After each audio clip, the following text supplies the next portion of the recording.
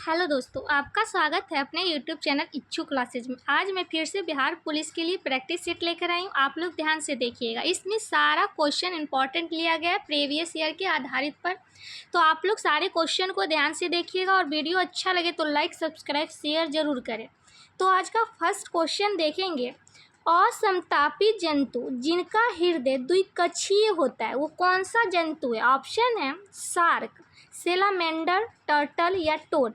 जिनको भी आंसर पता है जल्दी से आंसर कमेंट करके बताइए।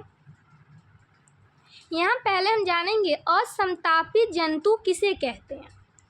ऐसे जीव जिनके शरीर का तापमान पर्यावरण के तापमान के साथ घटता है या बढ़ता रहता है, दोनों होता रहे, वो असमतापी जंतु कहलाते हैं। तो यहाँ द्विकक्षीय पूछ रहा है, जिनका हृदय द्विकक्षीय हो वो शार्क होता है। क्या जिसका होता है? शार्क का हृदय द्विकक्षीय होता है। तो ऑप्शन नंबर ए जो भी बता रहे हैं बिल्कुल राइट आंसर है।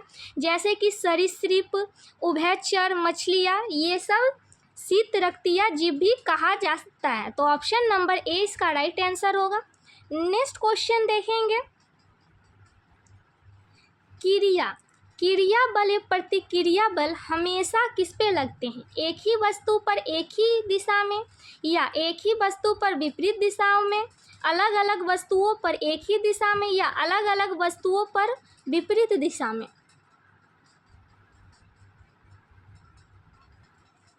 तो क्रिया बल या प्रतिक्रिया बल हमेशा अलग अलग वस्तुओं पर और विपरीत दिशाओं में लगती है। तो ऑप्शन नंबर डी इसका राइट आंसर होगा।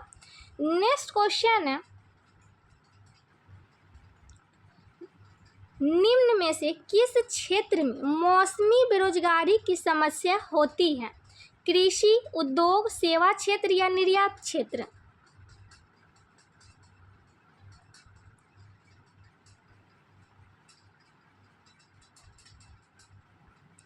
इसका राइट आंसर होगा कृषि क्षेत्र में मौसमी बेरोजगारी की समस्या होती रहती है। ऑप्शन नंबर ए इसका राइट आंसर है। नेक्स्ट क्वेश्चन है, सारा क्वेश्चन यहाँ पे इंपॉर्टेंट है, इसलिए आप लोग सारे क्वेश्चन को ध्यान से देखिएगा। और अभी तक जो वीडियो को लाइक और चैनल को सब्सक्राइब नहीं किए हैं जल्दी से कर दें।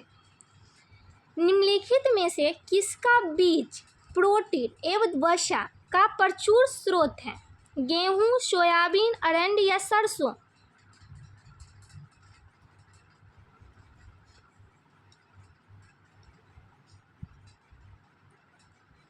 इसका राइट आंसर होगा सोयाबीन। सोयाबीन का बीज प्रोटीन व वसा का प्रचुर स्रोत है। सोयाबीन में 42% क्या है? प्रोटीन है, और 22% वसा है, और 21% कार्बोहाइड्रेट, और 12% नमी व 3% अन्य घटक होते हैं। तो इसका right answer option number B हो जाएगा। नेक्स्ट क्वेश्चन देखेंगे, राष्ट्रपति को महाभियोग की प्रक्रिया से कौन अपदस्थ कर सकता है? संसद, सर्वोच्च न्यायालय, निर्वाचन आयोग या संसद और राज्यों का विधानसभा है?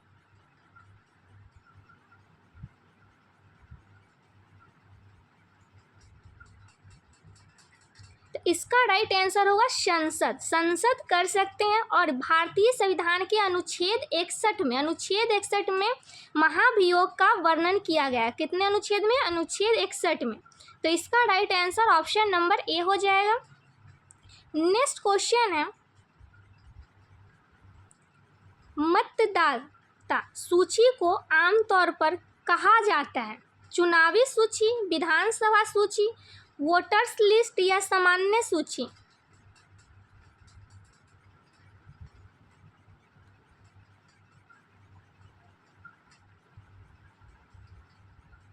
मतदाता सूची को आमतौर पे वोटर लिस्ट या मतदाता सूची कहा जाता है। यह सूची निर्वाचन आयोग द्वारा तैयार की जाती है, और निर्वाचन आयोग का वर्णन भारतीय संविधान के अनुच्छेद 324 से 329 में किया गया हुआ है। तो इसका right answer option number C हो जाएगा। नेक्स्ट क्वेश्चन देखेंगे, राज्यसभा का सभापति अपना त्याग पत्र संबोधित करता है राष्ट्रपति को, प्रधानमंत्री को, या उपसभापति को, या राज्यसभा के वरिष्ठतम सदस्य को?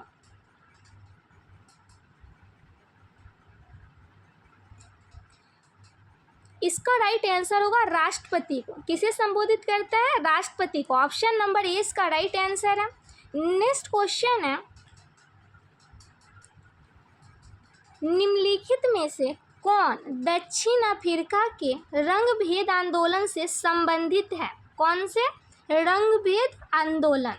George mason, Nelson Mandela, coffee Annan या थॉमस पेन?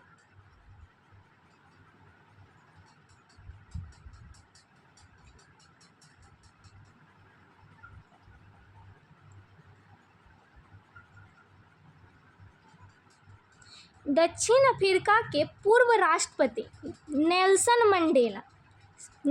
मंडेला दक्षिण अफ्रीका के रंग भेद आंदोलन से संबंधित है। तो ऑप्शन नंबर 20 का राइट आंसर हो जाएगा। ये कौन थे? दक्षिण अफ्रीका के पूर्व राष्ट्रपति रह चुके हैं। दक्षिण अफ्रीका में रंग भेद को समाप्त करने में इन्होंने महत्वपूर्ण भूमिका निभाई है। इन्हें अफ्रीका का गांधी भी कहा जाता है। अगर पूछिए अफ्रीका का गांधी किसे कहा जाता है तो नेल्सन मंडेला को। ये पूर्व राष्ट्रपति रह चुके हैं और ये रंगभेद आंदोलन को समाप्त किए हैं। तो इसका right answer option number B हो गया। नेक्स्ट क्वेश्चन देखेंगे, पंडित बिरजू महाराज का संबंध किस शास्त्रीय नृत्य से है? भरतनाट्यम, कथक, कुचिपुड़ी या कथकली?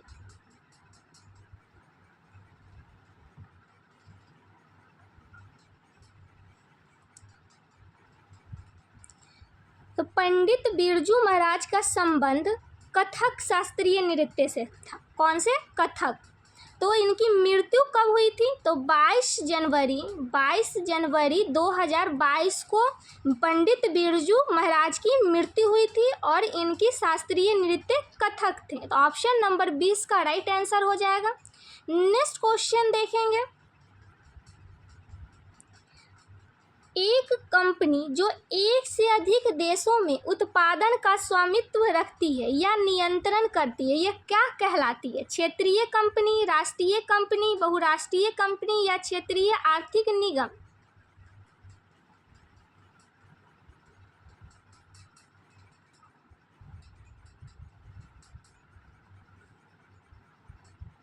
तो इसका राइट आंसर होगा बहुराष्ट्रीय कंपनी। ये बहुराष्ट्रीय कंपनी कहलाती है। ऑप्शन नंबर सी इसका राइट आंसर है। नेक्स्ट क्वेश्चन देखेंगे, देशों के बीच विकास की तुलना करने हेतु उपयोगी मापक है? प्रति व्यक्ति आय, कुल आय, सकल घरेलू उत्पाद या पूंजी निर्माण?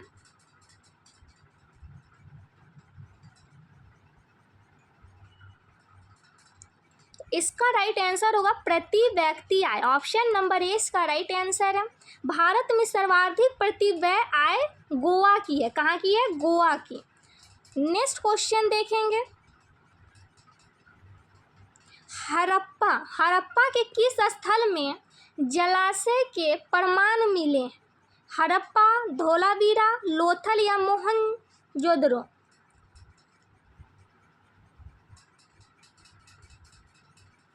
हड़प्पा के किस स्थल में जलाशय का प्रमाण मिला है? तो इसका राइट आंसर होगा धोलावीरा। ऑप्शन नंबर 20 का राइट आंसर है।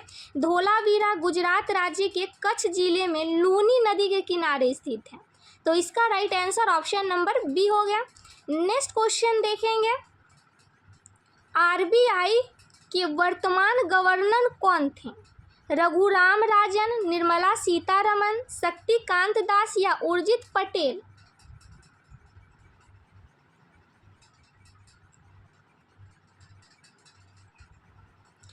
इसका राइट आंसर होगा ऑप्शन नंबर सी, शक्तिकांत दास। ये कौन थे? वर्तमान गवर्नर, आरबीआई के वर्तमान गवर्नर है शक्तिकांत दास। और इनकी आरबीआई का स्थापना कब हुआ था? तो 1 अप्रैल 1935 को हुआ था आरबीआई का स्थापना। नेक्स्ट क्वेश्चन देखेंगे, निम्न में से कौन सी नदी मुहाना बनाती है? गंगा, गोदावरी, कृष्णा या नर्मदा?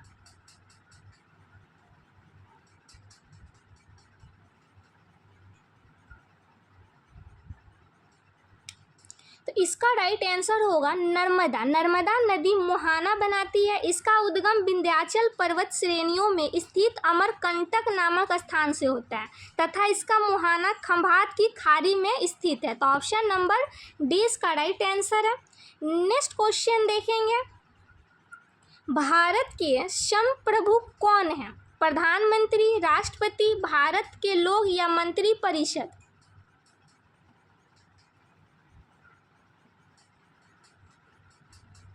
भारत के संप्रभु भारत के लोग है। कौन है? भारत के लोग। ऑप्शन नंबर सी इसका राइट आंसर है।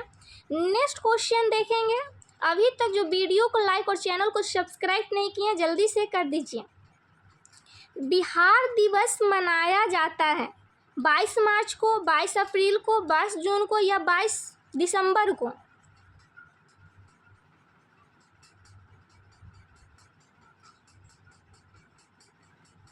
बिहार दिवस 22 मार्च।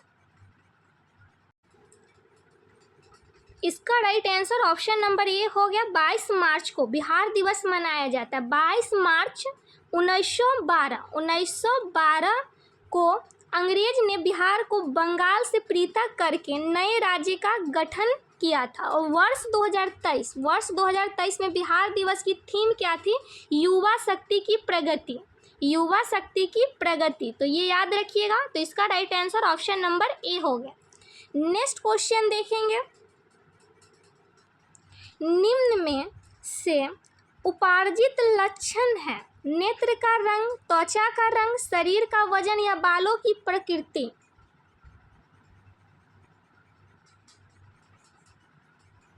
तो इसका राइट आंसर होगा शरीर का वजन। ऑप्शन नंबर सी इसका राइट आंसर है। नेक्स्ट क्वेश्चन देखेंगे, उपार्जित लक्षण क्या होता है? आजीवन विकसित होता रहता है। तो ऑप्शन नंबर सी इसका राइट आंसर है। नेक्स्ट क्वेश्चन है, तृतीय क्षेत्र में सम्मिलित गतिविधि नहीं है। ऑप्शन है व्यापार, यातायात, संदेश वाहन या पशुपालन। तृतीय क्षेत्र में सम्मिलित नहीं है वो बताना है। तो प्राथमिक क्षेत्र, द्वितीय क्षेत्र और तृतीय क्षेत्र में क्या सब होता है पहले वो जानेंगे।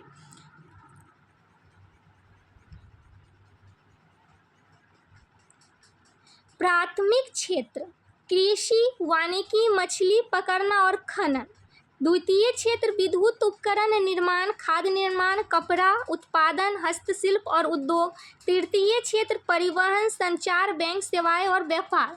तो पशुपालन क्षेत्र तृतीय क्षेत्र के अंतर्गत नहीं आता, ये प्राथमिक क्षेत्र के अंतर्गत आता है। इसलिए इसका राइट आंसर क्या हो जाएगा?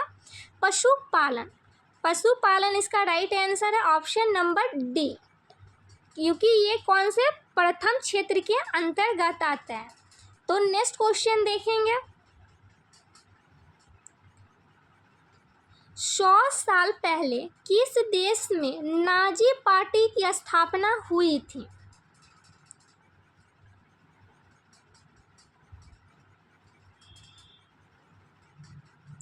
नाजी पार्टी की स्थापना 1919 में हुआ था और 100 साल पहले जर्मनी देश में। कौन से देश में? जर्मनी में। तो ऑप्शन नंबर 20 का राइट आंसर हो जाएगा। नेक्स्ट क्वेश्चन देखेंगे, भारत में सर्वाधिक क्षेत्र में फैले हुए वन हैं उष्णकटिबंधीय पर्णपाती वन, उष्णकटिबंधीय सदाबहार वन, पर्वतीय वन या मैंग्रोव वन? भारत में सर्वाधिक क्षेत्र में फैले हुए वन उष्णकटिबंधीय पर्णपाती वन है। तो ऑप्शन नंबर ए इसका राइट आंसर है। इन्हें मानसून वन भी कहा जाता है। अगर मानसून वन भी पूछे तो उष्णकटिबंधीय पर्णपाती वन। तो इन वनों में चंदन, शीशम, महुआ, साल, टीक, आंवला, बांस आदि के वृक्ष पाए जाते हैं। तो ऑप्शन नंबर ए इसका राइट आंसर हो जाएगा। नेक्स्ट क्वेश्चन है, सुंदरी वृक्ष डैश में पाए जाते हैं? कहाँ पाए जाते हैं? पर्वतीय वन, मैंग्रोव वन, कटिबंधीय सदाबहार वन या उष्णकटिबंधीय पर्णपाती वन?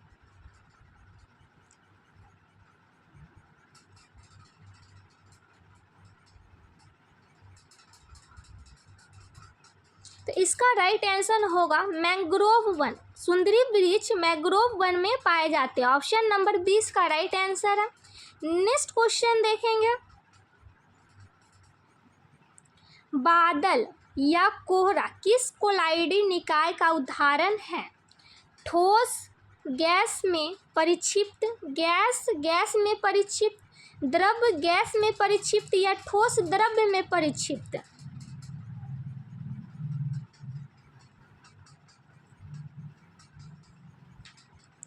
बादल या कोहरा द्रव्य गैस में परिक्षिप्त कोलाइडी निकाय का उदाहरण है। किसका उदाहरण है? कोलाइडी निकाय का। तो इसका राइट आंसर हो गया ऑप्शन नंबर सी, द्रव्य गैस में परिक्षिप्त।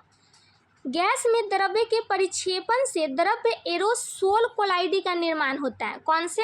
द्रव्य एरोसोल कोलाइडी का निर्माण होता है। तो ऑप्शन नंबर सी इसका राइट आंसर है। नेक्स्ट क्वेश्चन देखेंगे, भारत में बजट निर्माण का कार्य किया जाता है वित्त मंत्रालय द्वारा, गृह मंत्रालय द्वारा, कैबिनेट मंत्रालय द्वारा या आर्थिक मंत्रालय द्वारा?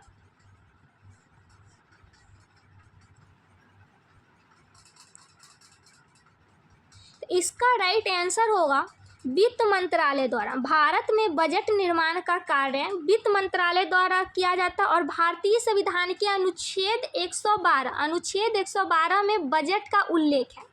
तो इसका right answer option number A हो गया। वित्त मंत्री इसे संसद में बजट सत्र में प्रस्तुत करते हैं। तो नेक्स्ट क्वेश्चन देखेंगे, अक्षय ऊर्जा के स्रोत का उदाहरण क्या है? कोयला, पेट्रोलियम, प्राकृतिक गैस या सूर्य?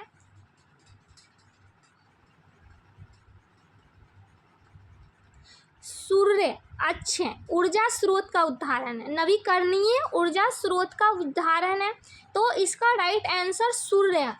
ऑप्शन नंबर डी इसका राइट आंसर होगा, जिनका उपयोग होने पर भी अनवरत पुनर्भरण और नवीनीकृत होता रहता है।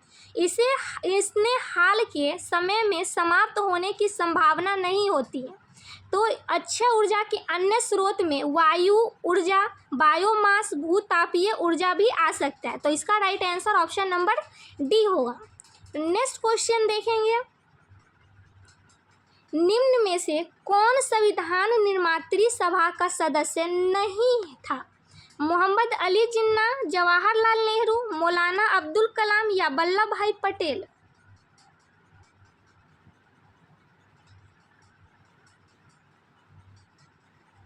तो इसका राइट आंसर होगा Mohammad Ali Jinnah. Option number A इसका राइट आंसर है। संविधान सभा का गठन कैबिनेट मिशन के प्रस्ताव पर हुआ, जिसमें 389 सदस्यों का निर्धारण किया गया था। भारत के विभाजन के बाद इनकी संख्या घटकर कितनी हो गई? 299।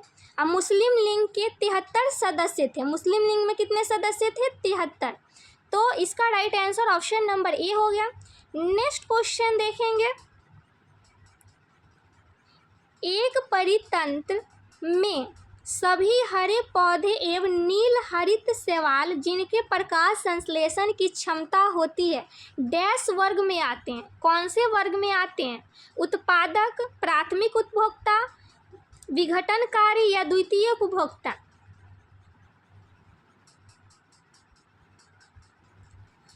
इसका राइट आंसर होगा प्राथमिक उपभोक्ता। ऑप्शन नंबर 20 का राइट आंसर है।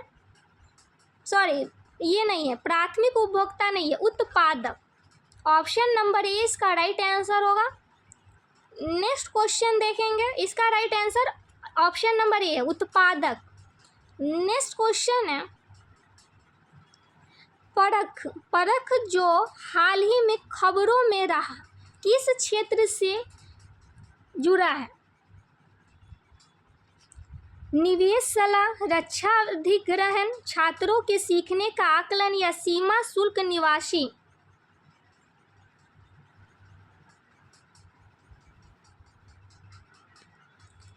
परख है जो छात्रों के सीखने का आकलन क्षेत्र से जुड़ा एक पोर्टल है। क्या है ये? एक पोर्टल है, छात्रों के सीखने का आकलन।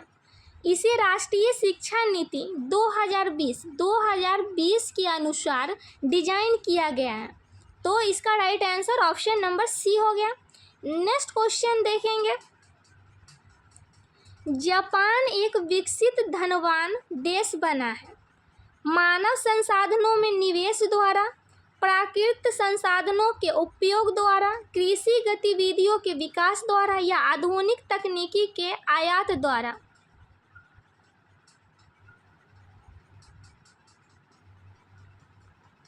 इसका राइट आंसर होगा मानव संसाधनों में निवेश द्वारा। ऑप्शन नंबर ए इसका राइट आंसर है। नेक्स्ट क्वेश्चन देखेंगे। मृदा अपरदन को रोका जा सकता है वनरोपण द्वारा, वन उन्मूलन द्वारा या उर्वरक के अत्यधिक उपयोग द्वारा या अतिचारण द्वारा।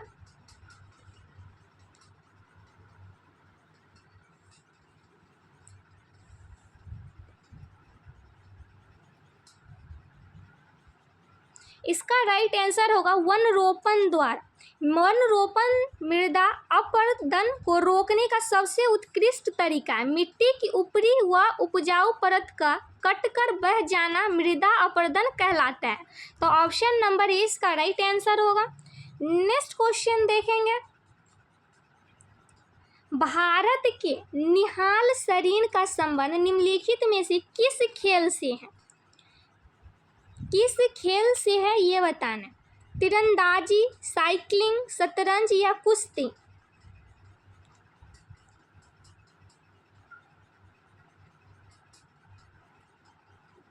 तो इसका राइट आंसर होगा शतरंज। किस खेल से है? शतरंज से। ऑप्शन नंबर सी इसका राइट आंसर है। नेक्स्ट क्वेश्चन देखेंगे। इस्पात तथा लोहे को जंग से सुरक्षित रखने के लिए उन पर यश दलेपन की प्रक्रिया में एक पतली परत निम्न की है। तांबा, एल्युमिनियम, जस्ता या बॉक्साइट।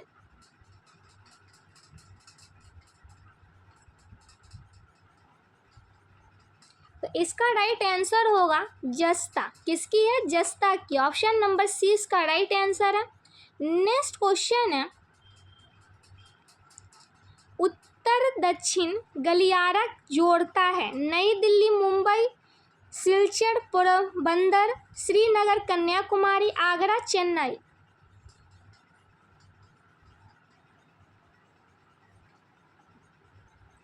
भारत का उत्तर दक्षिण गलियारा जिसे NH44 भी कहा जाता है। क्या कहा जाता है? NH44। ये किसे जोड़ती है? तो श्रीनगर और कन्याकुमारी को। ऑप्शन नंबर सी इसका राइट आंसर होगा। भारत का सबसे लंबा राष्ट्रीय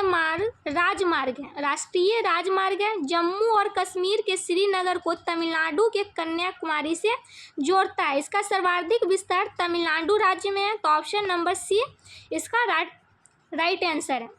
नेक्स्ट क्वेश्चन देखेंगे। मानव पूंजी में निवेश करने का जरिया है शिक्षा, प्रशिक्षण, शिक्षा व प्रशिक्षण दोनों या एक उद्योग में यंत्र। अभी तक जो वीडियो को लाइक नहीं किए हैं जल्दी से वीडियो को लाइक कर दीजिए। इसका राइट आंसर होगा शिक्षा व प्रशिक्षण दोनों। ऑप्शन नंबर सी इसका राइट आंसर है। नेक्स्ट क्वेश्चन देखेंगे।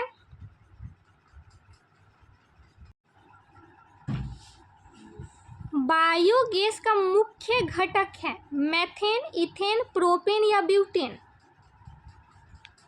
बायोगैस का मुख्य गठन मेथेन है। ऑप्शन नंबर ए इसका राइट आंसर है।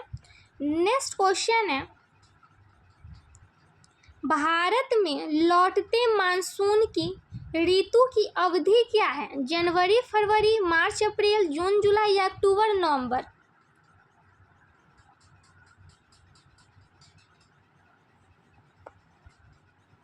इसका राइट आंसर होगा अक्टूबर, नवंबर। ऑप्शन नंबर डी इसका राइट आंसर है।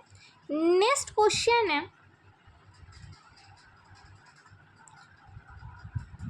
1855 में देश की पहली जूट मिल कहाँ स्थापित की गई थी? अहमदाबाद, मुंबई, कलकत्ता या ग्वालियर?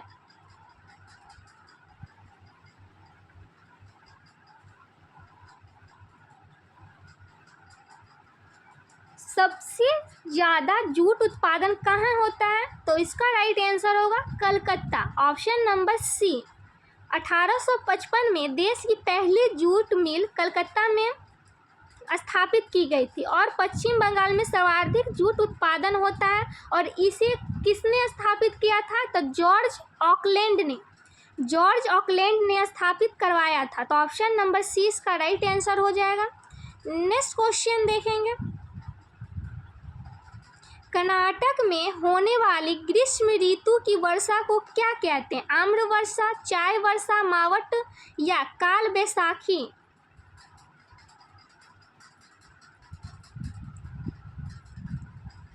कर्नाटक में होने वाली ग्रीष्म ऋतु की वर्षा को आम्र वर्षा कहते हैं। ऑप्शन नंबर ए इसका राइट आंसर होगा।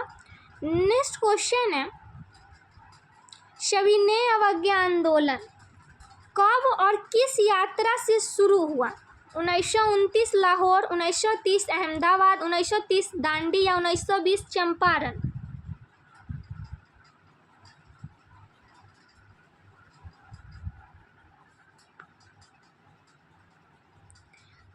इसका राइट आंसर होगा 1930 दांडी।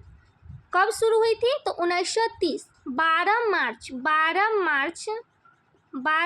1930 को दांडी यात्रा शुरू हुई थी। और कहाँ से शुरू हुई थी? तो दांडी से। 6 अप्रैल 1930 को उन्होंने दांडी पहुंचकर नमक कानून तोड़ा और यहीं से सविनय अवज्ञा आंदोलन की क्या हुई? शुरुआत हुई थी। तो इसका राइट आंसर होगा option number C. Next question देखेंगे, लेनिन का उत्तराधिकारी कौन था? येल्तसिन, कार्ल मार्क्स, स्टालिन या गोर्बाचेव?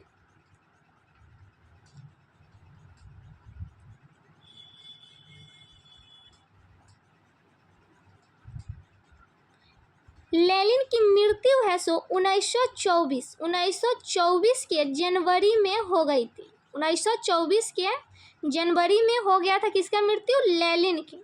और इसका उत्तराधिकारी कौन था? तो स्टालिन, ऑप्शन नंबर सी इसका राइट आंसर है। नेक्स्ट क्वेश्चन देखेंगे, निम्न में से किस श्रेणी में भारत आता है? विकसित देश, गरीब देश, विकासशील देश या अत्यधिक विकसित देश?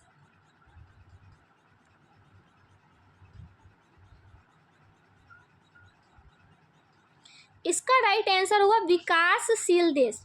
भारत कौन सा श्रेणी में आता है? तो विकासशील देश, ऑप्शन नंबर सी इसका राइट आंसर होगा। तो आज के लिए बस इतना ही। रोज ऐसे ही वीडियो प्राप्त करने के लिए चैनल को सब्सक्राइब कर ले और अपने दोस्तों में भी शेयर करें। और आप लोग को वीडियो कैसा लगा ज़रूर कमेंट करके बताइएगा।